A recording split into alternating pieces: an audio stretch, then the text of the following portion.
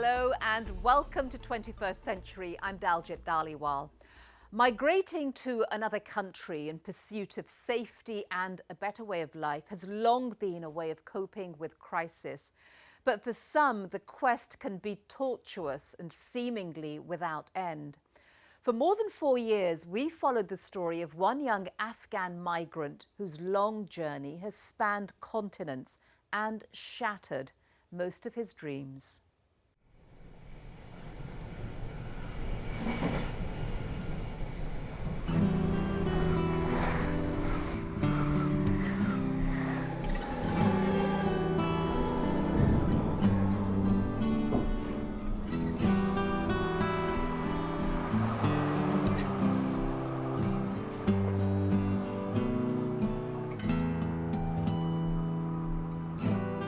I used to think that in Europe things would be different, like the human rights and the free society.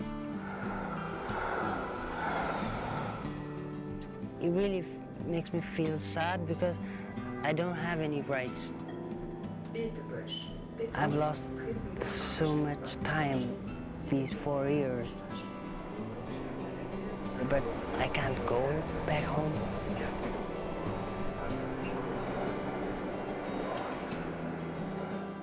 When I first came here, I had hope, but right now, I see everything dark when I dream about my future.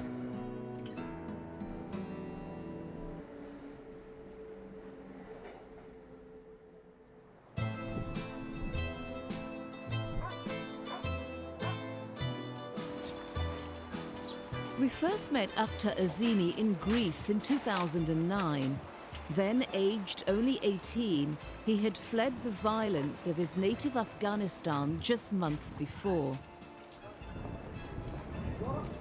He was hopeful he would start a new life in Europe. But things did not turn out quite as he expected. I used to say, oh, when I will get in Europe, what a beautiful life is it gonna be. Oh, salam. Akhtar left Afghanistan after being threatened by the Taliban.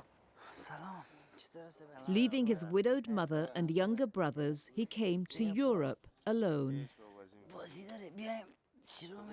And now I feel like it's a wrong number. We have come to a wrong place.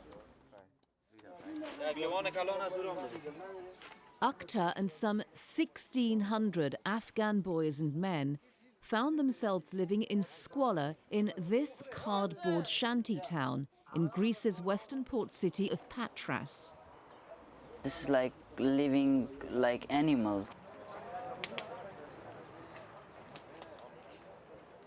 Living amongst piles of rubbish and mud, the hundreds of residents had only 4 overflowing latrines and a few standpipes for washing. Akhtar never imagined he would live like this in Europe. We can't wash our clothes properly. We can't wash ourselves. It's like leaving 5 people in one tent. It's smelling, everything is dirty. And I feel like nobody considers me a human being here in Greece.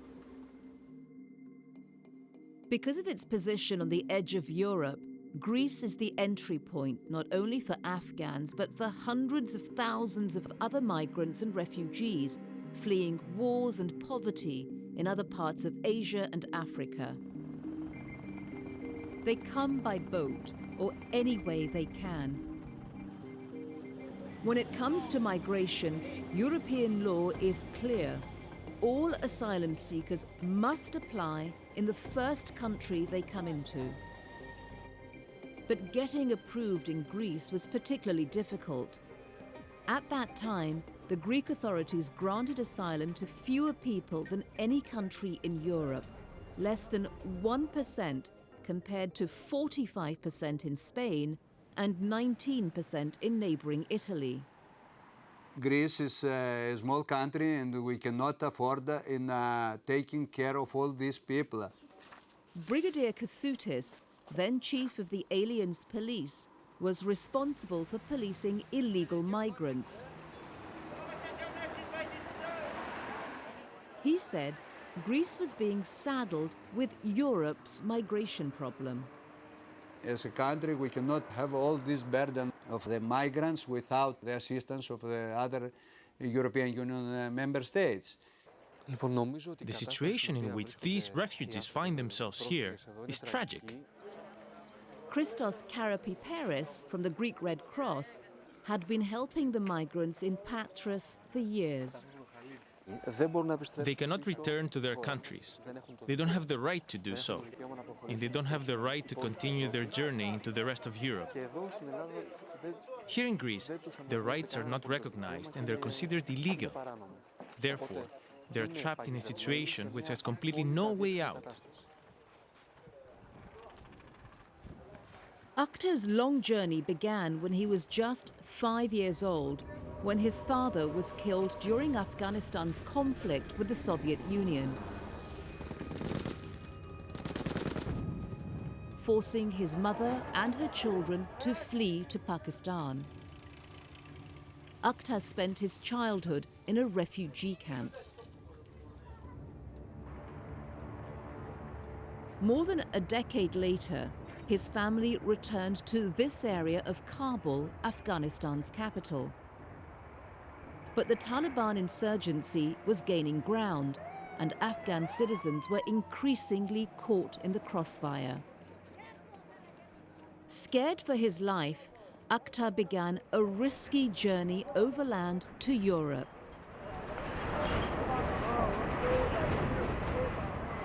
Spanning 4,000 kilometers and using his entire family's savings, he traveled first across Iran and then Turkey.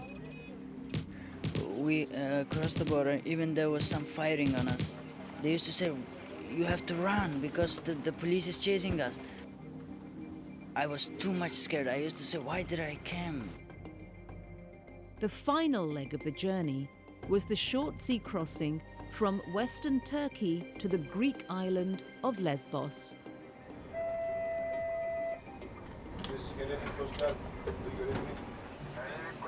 Coast guards patrolled the seas on the lookout for overloaded rubber boats. Here the weather prevents them, but here they will get off course a little bit and they go a little bit north.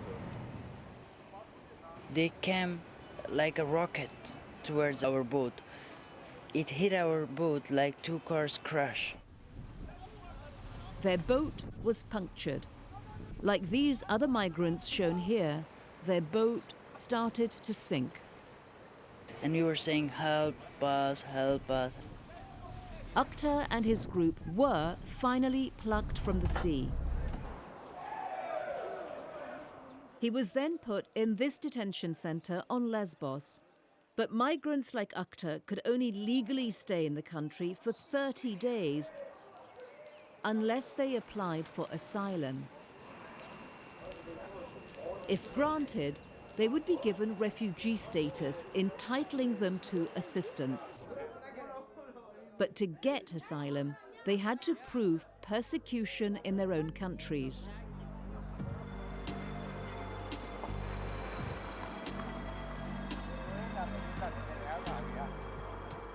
Some 3,000 asylum hopefuls used to line up for days on the pavement outside the Aliens Directorate in Athens. The doors opened just once a week, and only a small number of those waiting were ever admitted. Some of these men had been coming back each week for a year, just to try and get an interview date. Desperate, Akhtar saw his only option was to somehow get out of Greece and try to get asylum in another European country. One way out was to smuggle himself onto the ferries which leave Patras daily, headed for Italy. And these trucks boarding the ferries seemed to be his best chance. We wait for the driver to go somewhere.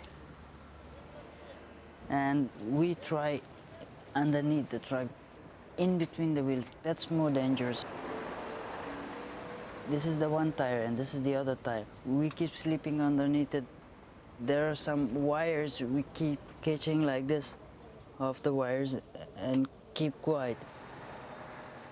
One wrong move, and boys had been crushed to death as one of the rear wheels was lifted. Each day, in broad daylight, dozens of boys swarmed after these vehicles as they approached the ferry port. Accidents were frequent. One boy was caught between two lorries and almost killed the day before we filmed here. Akhtar and the many other desperate migrants were caught in a limbo land of illegality, unable to stay in Greece and unable to leave. You have chances if you get out of here, but if you're here, you don't have any chance. Whenever the ship leaves, I look at the ship and say, if I was there, inside that ship.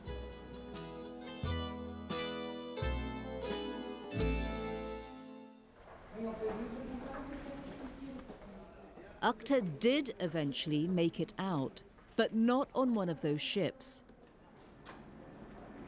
After several months of trying, he finally found another route. Risking border guards and scrounging and borrowing what money he could from friends for a train ticket, he headed north, embarking on what would be a treacherous 3-year journey across Europe in search of a country that would welcome him. With 2 friends, they traveled across Greece and north into Macedonia, through Macedonia to Serbia, then from Serbia across the border to Hungary. Then we went to the authorities and claimed for asylum. We all wanted to stay in Hungary because we just wanted to stay somewhere. But Akhtar was about to come face to face with that European immigration law stipulating that asylum applications can only be processed in the first country the migrant entered, which in his case was Greece. While his asylum application was processed, he was once again put in a detention center. It was locked. Of course, we couldn't go out. Several weeks later, Akhtar received the news that his application had been turned down. Fearing that he would be sent back to Greece, he fled. Once we were sent to a medical check outside, and we didn't come back. We just went to Budapest and took a train to Austria. We decided to apply for asylum in Vienna. A glimmer of hope. They'd heard that Austria didn't send asylum seekers back to Greece due to the escalating economic crisis there and the growing unrest on the streets.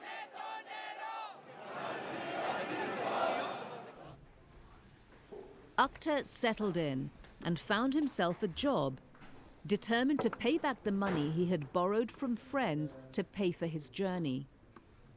When I was in Austria, I worked for a few months as a translator with the doctor. Since in that camp there were a lot of Afghans and some Iranians, some Indians, some Pakistanis, and that way I earned some money. After 6 months of waiting, Akhtar heard back from the Austrian authorities. The answer was the same, that they would send us back to Greece. Yet again, he was forced to flee. And instead of putting barriers, states should be concerned at facilitating this migration.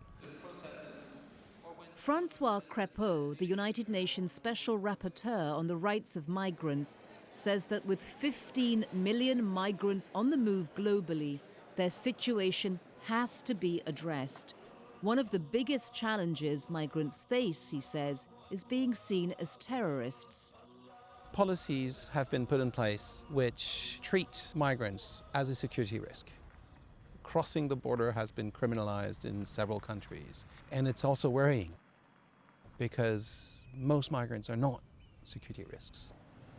Akhtar believes he isn't either, but he had to set off again. Traveling through Italy and France, he headed for a place he'd heard was giving migrants a chance. A small, wealthy country in Northern Europe, Luxembourg. It was his last hope.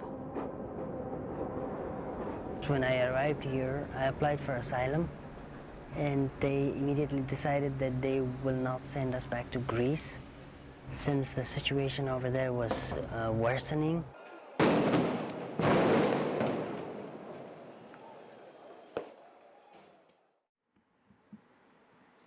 Hopeful that he may have finally found a place to call home, Akhtar relaxed in the family environment of this shelter for migrants. He began to see a chance of making his future in Luxembourg. I'm a person who believes in hard work and in really doing something. I can offer a lot to this country. He set about mastering the language of Luxembourg and began French classes offered to immigrants. S, parce que c'est féminin et c'est... Moi, je fais la troisième. J'ai rangé ma maison. Oui. Je l'ai rangée. Voilà, vous pouvez ranger les feuilles et puis je vous souhaite une bonne soirée et je vous vois demain. C'est quelqu'un qui est très volontaire. This is someone who's very determined, who learns a lot, and who wants to do many things. He deserves a chance. Qureshi Faisal is an immigration lawyer provided by the authorities to help Akhtar in his struggle. He had to prove that Akhtar's life is in danger in Afghanistan. And Faisal was hopeful after uncovering new evidence of the risks Akhtar faced back home, including his having witnessed his father's murder by Islamic extremists. His father was assassinated by the Taliban.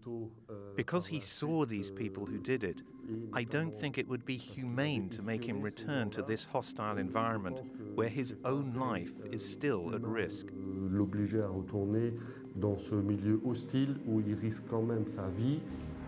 I cannot go back to Afghanistan. I fear I'll probably be killed sooner or later because I cannot hide for the whole of my life. But will he have a choice? After all his attempts to build a life here in Luxembourg and to be a model citizen, Akhtar, after long months of deliberation, got his reply. They say he's not been able to demonstrate that he fears for his life. Akhtar was turned down. Devastated, he and his lawyer appealed twice. To their shock, both appeals were also rejected. He always says, I've done nothing. I want to work, I want to study, I want to do everything I can to integrate. And he just doesn't understand why they don't give him political asylum. With all appeals exhausted, Akhtar is now what is called an irregular migrant, with the threat of deportation at any time and no rights as a resident of the country, no right to work, to rent an apartment, or to be recognized as a citizen.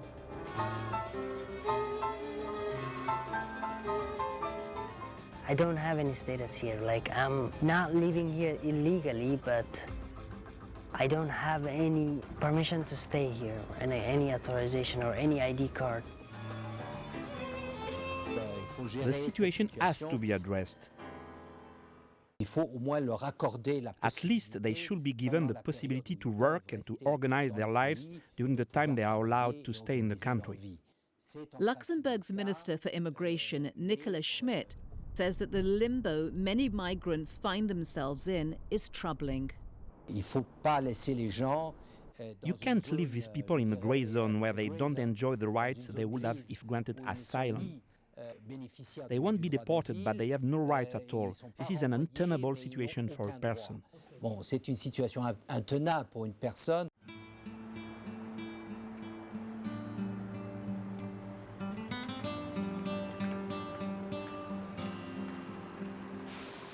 Akhtar agrees. More than 4 years after first fleeing his home in Afghanistan,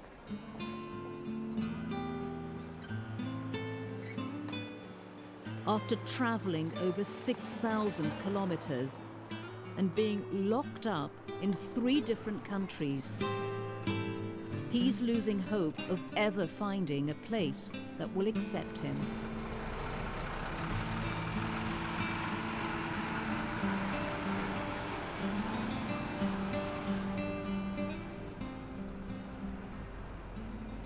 I'm afraid that in the future I won't have any place to live in.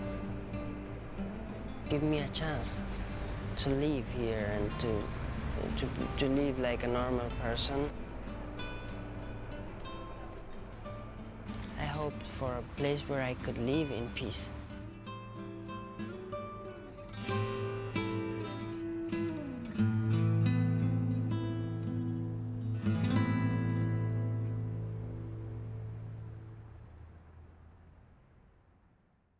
Since we filmed this story, the Luxembourg authorities are readdressing Akhtar's case.